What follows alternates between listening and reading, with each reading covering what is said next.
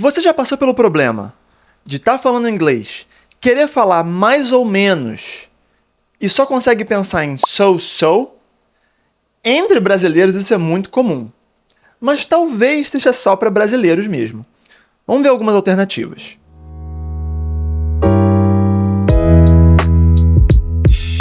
Antes de traduzir so e ver exatamente como falar isso em inglês de forma natural, a gente precisa ter uma conversinha sobre línguas, sobre como elas funcionam e sobre por que às vezes é meio difícil fazer esse tipo de tradução. Se você quer só a informação, você pode pular no timestamp e ver exatamente o que você quiser.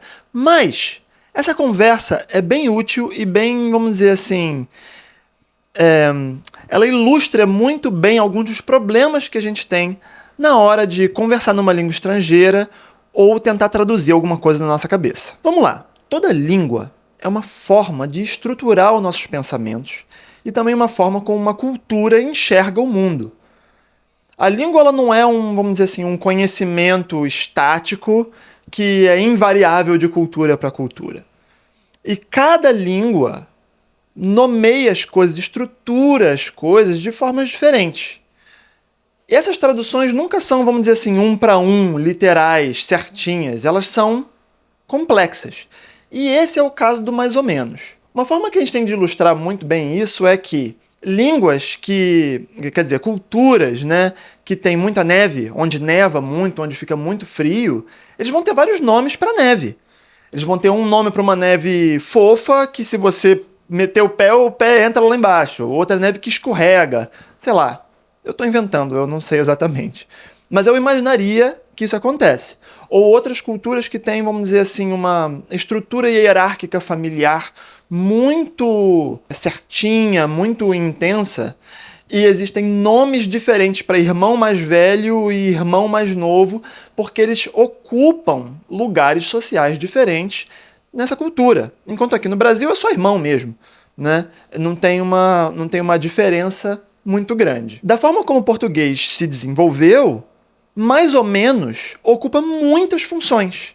E são funções diferentes, são significados, estruturas relativamente diferentes, mas que a gente, em português, diferencia com muita clareza. E na hora de falar inglês, essas estruturas diferentes são diferentes em inglês, porque eles não diferenciam a mesma palavra em situações diversas, né? Eles têm palavras diversas para situações diversas.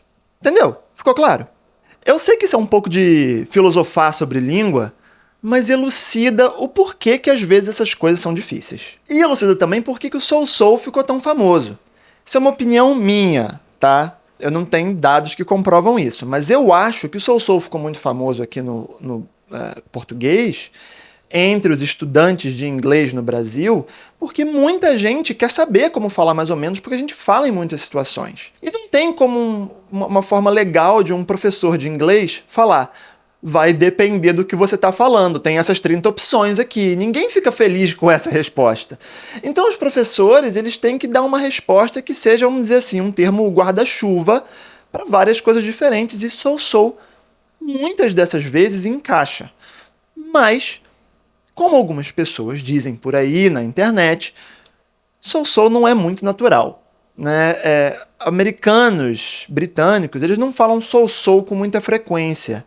Eles provavelmente vão entender o que significa, mas eles não falam no dia a dia, qualquer coisa que você fala assim, como é que você tá? Eu tô mais ou menos. Eles não vão falar so nessa situação. Quase nunca. Eu praticamente nunca escuto. Isso também significa que não é para você ficar caindo num terrorismo linguístico que as pessoas ficam falando. Você tem que extirpar so do seu vocabulário. Também não é assim. Você pode usar, né? Você não precisa cair nesse negócio de que... Porque, às vezes, os professores, algumas pessoas falam: não usa so porque não é natural, não é assim que os americanos usam. Aí, na hora, você vai falar so e fica com aquilo na cabeça que você não pode falar. Aí você não fala nada, o que é pior ainda. É melhor falar so do que não falar nada, né? Mas, de novo, a gente tem que praticar formas um pouco mais naturais para expandir o nosso vocabulário, expandir as nossas possibilidades de como se comunicar. E vamos lá, imagina um estrangeiro aprendendo português. Se ele falar uma coisa que é um pouco esquisita, um pouco fora do comum, mas você entende perfeitamente, você vai ficar criticando a pessoa? Não, você vai se esforçar para entender o que ela está dizendo. Você não vai ficar falando assim, não, não é assim que eu digo, é daquela outra forma, né? Então é esperado que um falante de inglês também não faça isso com você, né? É esperado, também não tenho como ter certeza. Vale até dizer, defendendo esses professores que falam do so-so, que se você é um iniciante, ter uma expressão guarda-chuva para traduzir coisas que a gente pensa em português não é ruim. É bom. De novo, é melhor falar so-so do que não falar nada. Você está se comunicando, você está dando informação sobre aquilo que você está pensando, né? Mas, se você está aqui me ouvindo, você provavelmente quer aprender formas mais naturais e mais complexas de se comunicar em outra língua, talvez já chegou a hora de você, não vamos dizer abandonar, mas você deixar o so-so um pouco de lado e aprender essas outras formas para, de novo, expandir a sua capacidade de comunicação. Então, quais são essas expressões que soam mais naturais na hora de falar inglês, para falar mais ou menos? Eu vou dar uma lista relativamente longa. Não é para você decorar tudo. A minha intenção é que você fique de ouvido aberto, preste atenção nessas palavras, para quando você estiver ouvindo alguma coisa em inglês, você notar que, na verdade, eles estão dizendo mais ou menos. Obviamente, se você quiser decorar, ver o vídeo várias vezes, a gente não decora de uma vez só. Se você quiser ver o vídeo várias vezes, curtir, comentar, para mim é até melhor, né? Mas é muito mais para você saber que essas expressões vão, sim, significar mais ou menos, e os americanos, e os britânicos, e os australianos falam o tempo inteiro. A gente só não se liga que elas, na verdade, significam mais ou menos. Para começar, kind of e sort of. Ou, no connected speech, falando rápido, unindo as palavras, kinda e sorta. Essas duas, literalmente, significam um pouco, né? É próximo, assim, de um pouco. Várias dessas, na verdade, várias expressões de mais ou menos vão significar um pouco ou não muito, como a gente vai ver em algumas outras. Que é, até em português, se a gente falar, vamos dizer assim, a gente falar mais ou menos, falar assim, você tá bem? Mais ou menos, ou um pouco, não tô muito bem. É o mesmo significado. A porcaria do celular toca na hora da gravação e é sempre spam, é sempre chamada inútil. Voltando. O bom dessas duas expressões é que elas funcionam sozinhas, sem nenhum tipo de complemento, sem colocar nada antes ou depois. Você pode falar só kinda e só sorta, que já vai significar um pouco ou mais ou menos. Tipo, did you like the movie? Você gostou do filme? Kinda. Kinda. Já serve como assim, gostei, mas também não é lá essas coisas, né? Ou sorta pode ser também. Funciona perfeito e encaixa 100% em várias situações que precisam de mais ou menos.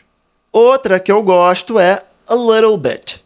A little bit, que é também um pouquinho. A little bit. Bit é um pouquinho de alguma coisa, assim. Normalmente a gente fala a little bit of water. Então, um pouquinho de água. Nesse caso, se você usar sozinho, também funciona como mais ou menos, significando um pouco, não muito, né? Por exemplo, do you speak English? É uma coisa que muita gente passa, né? Quando te perguntam se você fala inglês, você quer falar que você fala, mas você não eu não sou fluente. E muita gente pensa em so-so. So-so aí encaixaria. So-so. Não tá errado. Mas a little bit, pra mim, funciona muito melhor. Você fala a little bit, not much, né? Um pouquinho, não muito. As duas, na verdade, funcionam nessa situação. No sentido de que você poderia também dizer not much, sozinho. Do you speak English? Not much, né? Mas eu defendo que você fala que speak English mesmo, né? Eu não defendo que você fique falando que não sabe falar, que é uma coisa que o brasileiro adora fazer. Falar que não sabe falar inglês, quando na verdade consegue se comunicar muito bem. Agora, 3 opções aqui que exigem um pouquinho de complemento, que são ok, Alright e fine. Elas também, dependendo de como você usa, elas vão indicar uma situação de mais ou menos, de não muito. Mas essas precisam de um pouquinho de mais de contexto. Você normalmente, por exemplo, se alguém te pergunta, How are you? Você fala, I'm okay. O que isso significa? Em geral, não significa que você está muito bem. Senão você falaria, I'm good, I'm well. Normalmente, quando você fala I'm okay, é para indicar que não está tão bem assim, tá? Médio, nem muito bem, nem muito mal. Mesma coisa para o fine, mesma coisa para o alright. Agora, elas exigem um pouquinho também de teatrinho, de linguagem corporal, porque tem uma grande diferença entre falar I'm fine e falar I'm fine, actually. I'm fine. Tem uma diferença. Em geral, vai ser interpretado mais pro lado do mais ou menos, mas se você fala de uma forma também animada, vai indicar mais pro lado do mais do que pro lado do menos. Ainda não é um good e nem um great, mas é mais pro mais do que pro menos, né? Então, normalmente a gente usaria assim, de novo, com o complemento. I am fine. It is fine. It is okay. It is alright. I am alright. Né? Vai sempre ter que ter alguma coisa assim. Voltando para os exemplos. How are you? Or, how are you feeling? I'm okay. I'm alright. I'm fine. Todos vão significar meio que mais ou menos. Seriam not great. Ok? Ou, did you like the movie? It was fine. It was fine. Seria foi, né? O filme foi, mais ou menos. It was fine. It was okay. It was alright. Também significa mais ou menos. Significa que você gostou, não achou horroroso, mas também não achou nada demais. Uma que eu gosto muito é meh. Meh é ótimo. M-E-H. Meh é uma forma que a gente tem que até o... Você não consegue falar meh de uma forma boa. Você tem que falar com desgosto, um pouquinho de desprezo, né? E é muito, assim... Mostra muito o que tá na sua cabeça, assim. It was meh. Ou então só meh. Did you like the movie? Meh. É um desprezo pela mediocridade. Alguma coisa assim, né? Aí nós chegamos no mais ou menos como a negação de alguma coisa, que é, como eu já falei antes, perfeitamente plausível de usar até em português, né? Não foi muito bom, né? Em vez de falar que foi mais ou menos. Você pode falar not great, no sentido de não foi muito bom, exatamente, ou not bad, que não foi ruim, né? Pode ser plenamente aceitável. How are you? Not bad, actually. Not bad. Não tá ruim, não. Até que tá bom. Se você falar not bad, tem até um pouquinho o lado do mais do que do menos, né? E o not great é um pouquinho mais pro lado do menos. É tipo, não tá muito bom, assim, já tá querendo reclamar, né? Acho que eu nunca tinha pensado nesse sentido. Você fala not bad, é pra falar uma coisa melhor. E se not great, é pra reclamar um pouquinho. Agora que eu tô falando o que eu tô pensando. Talvez uma situação meio de copo meio cheio, copo meio vazio, né? Não sei. Acho que funciona mais ou menos assim. Estamos chegando no final, mas agora eu quero usar o mais ou menos de outra forma, que é o mais ou menos de aproximadamente, cerca de, muito usado com números, até no português também, né? Então, assim, quantos anos ele tem? Uns 40 mais ou menos. Né? Qual a distância de não sei o que lá? Dá uns 2 km, mais ou menos. Ou então, mais ou menos uns 2 km. Esse mais ou menos, ele é diferente dos outros. Porque os outros são, vamos dizer assim, um julgamento de valor, muitas vezes. E esse é, como eu falei, cerca de um certo número. Cerca de sei lá o que mais. Aproximadamente. Nesse caso, o mais comum é falar around ou about. Acho que about talvez seja até um pouquinho mais comum. Vou te explicar como. Where is the museum? For example. Ok? Onde é o museu? Não, na verdade, onde é o museu eu teria que falar Onde é que é exatamente? How far is the museum? Era o que eu estava querendo, né? O quão longe seria, né, o museu. So, how far is the museum? And you would say, about 2 kilometers. Ok? About 2 kilometers. Mais ou menos uns 2 quilômetros. Ou então, around 2 kilometers. Around 2 kilometers. Ok? Serve da mesma forma, funciona da mesma maneira. Nesse caso, o more or less funciona de forma bem natural, mas em vez de vir antes, que nem o about e o around, ele vai vir no final da frase. Então, em vez de falar around ou about 2 kilometers, você falaria 2 kilometers more or less. 2 kilometers more or less. Ok? Funciona da mesma maneira, mas vem no final e significa exatamente a mesma coisa. Outros exemplos, a gente poderia falar sobre, como falei antes, né, números, sobre preço. How much does that car cost? Quanto aquele carro custa? Você poderia falar about 20,000 reais. Ok? Então, mais ou menos uns 20 mil reais. Até barato, né? Sei lá. Quanto é que custa um carro hoje em dia? Nesse mesmo caso, 20,000 reais, more or less. Também serve da mesma maneira. Tudo que envolve número, peso, altura, idade, preço, distância, tudo isso você vai usar dessa forma. About, around, antes, ou more or less, depois, para indicar, né, que é mais ou menos aquele número. O more or less também poderia ser usado em outras situações que não envolvem números e ele fica natural. Mas não é tão fácil como dizer assim, é só você botar lá no meio da frase e usar. Envolve, em geral, você construir uma frase, lembra daquilo que eu falei no início. A língua é uma forma da gente enxergar o mundo, da gente montar as nossas ideias e pensamentos sobre o mundo. E às vezes é um pouco complexo, mais complexo do que só falar, só pode usar more or less em qualquer situação. Então não vou cobrir dessa vez. Talvez fique para outro momento. E ainda nessa linha tem mais opções de como falar mais ou menos em inglês, né? Eu não cobri todas, eu não esgotei o assunto.